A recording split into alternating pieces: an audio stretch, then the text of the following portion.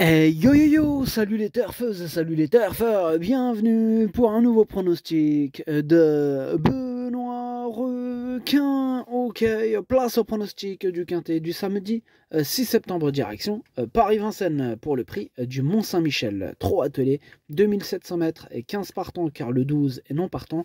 Réunion 1, course 4, indice de confiance 2 sur 5. Petit retour sur le quintet à l'envers de ce jeudi. Ah, il y a eu du trouble fait à l'arrivée. Et bah, cette vidéo, j'attends avant l'arrivée du quintet de ce vendredi et je reviendrai dessus demain. Ok, c'est parti, on commence le pronostic et on commence avec le numéro 1, Historic Day, que je n'ai pas retenu mais qui est à l'arrière de ma petite liste des possibles troubles faits. On passe donc au numéro 2. Ipalio, lui non plus je l'ai pas retenu, mais attention, c'est lui mon gros regret, c'est lui mon cheval de complément, cas de partant, attention possible, cassage en vue.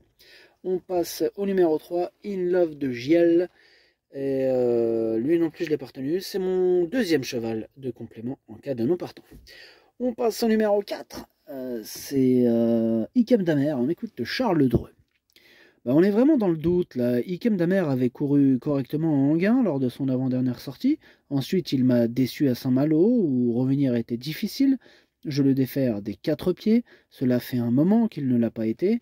Il est volontaire au travail et affiche un bon niveau physique. Il lui faut confirmer ici. S'il fournit sa bonne valeur, il a sa chance.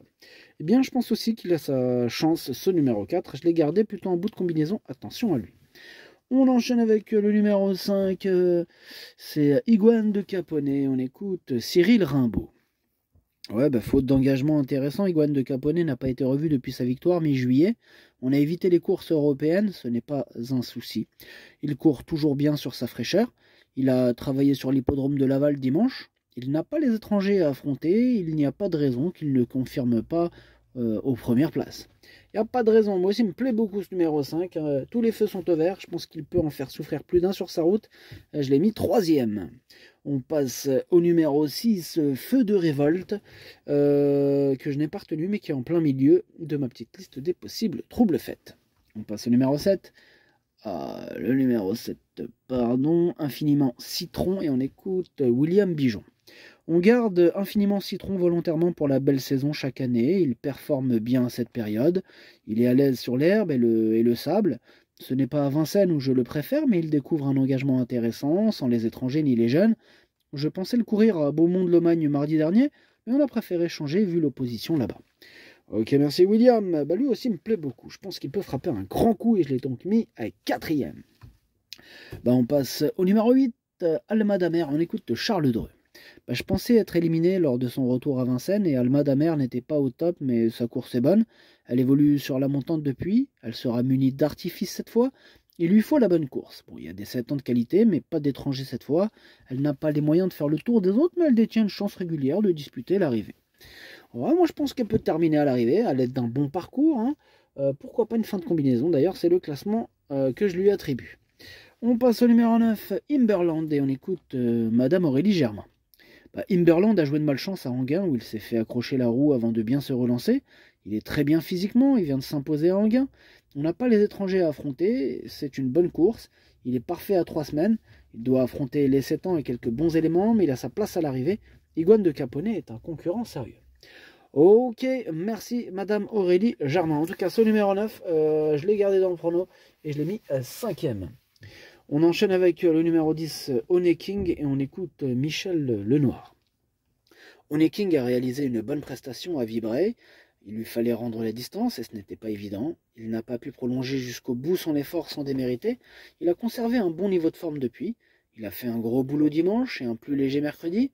Ici, il retrouve Vincennes avec des ambitions. Il répond toujours présent. Il peut prétendre disputer l'arrivée. Ok, merci Michel. En tout cas, ce numéro 10, lui aussi je l'ai gardé dans mon prono. Attention à lui, moi je l'ai mis 6e. On enchaîne avec le numéro 11, Forever JL, que je n'ai pas retenu, mais attention, il est quand même chef et capitaine de ma petite liste des possibles casseurs de tickets repérés. On enchaîne avec le numéro 12, on l'a dit tout à l'heure, il est non partant, donc on passe au numéro 13, Expresso Good, que je n'ai pas retenu. Donc on passe au numéro 14, In Red, et on écoute Arnaud Albert Chavat. InRed y répond toujours présent. Il a enchaîné les courses à Enghien où il a dû trotter nez au vent. Revenir sur la grande piste ne lui posera pas de problème. Cette course est la suite logique à son programme. Il a pu se préparer dans de bonnes conditions. Il est capable de gagner une course comme cela. Je compte sur lui. Eh bien, je suis tout à fait d'accord avec Arnaud Albert Chavat. C'est d'ailleurs lui mon préféré, ce numéro 14. Hein. C'est lui que je vois remporter ce quintet. Donc on passe... Ah, désolé, j'ai dû couper. Bon, je reprends. On disait le numéro 15, Yacinthe Dijip. Yacinthe Dijip. Alors, on écoute Jonathan Van Meerbeek, pardon.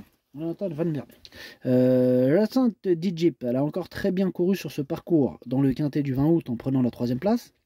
Dans la foulée, il bénéficie d'un engagement sur mesure. Il a eu le temps nécessaire pour bien récupérer. Le lot est fourni, il faudra éviter les problèmes de trafic, mais je ne trouve pas de points négatifs. Tout semble réuni pour qu'il joue les premiers rôles de ce quintet. Eh ben, tous les feux sont au vert, tant mieux. Ouais, il pourrait gagner cette course, moi en tout cas je le pense. Écoutez, moi je l'ai mis 2e, donc ouais, question de parcours, on va voir entre le 14 et le 15, mais moi je les vois bien batailler ces deux-là pour les premières places. Et on termine avec le numéro 16, Indigo Duporet.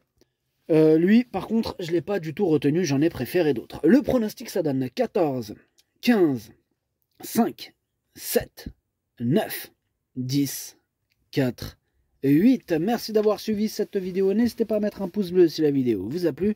Pour accéder à tous mes tickets pour la course du quintet, rendez-vous directement en description de la vidéo. Vous avez aussi le bouton rejoindre qui vous donne accès au pronom 8 plus 2 plus le capitaine de la liste, les casseurs. Et je vous remercie grandement pour ceux qui nous ont rejoints et ceux qui vont nous rejoindre. À jouer avec modération. Bonne chance. Chopez-le-moi. Ciao.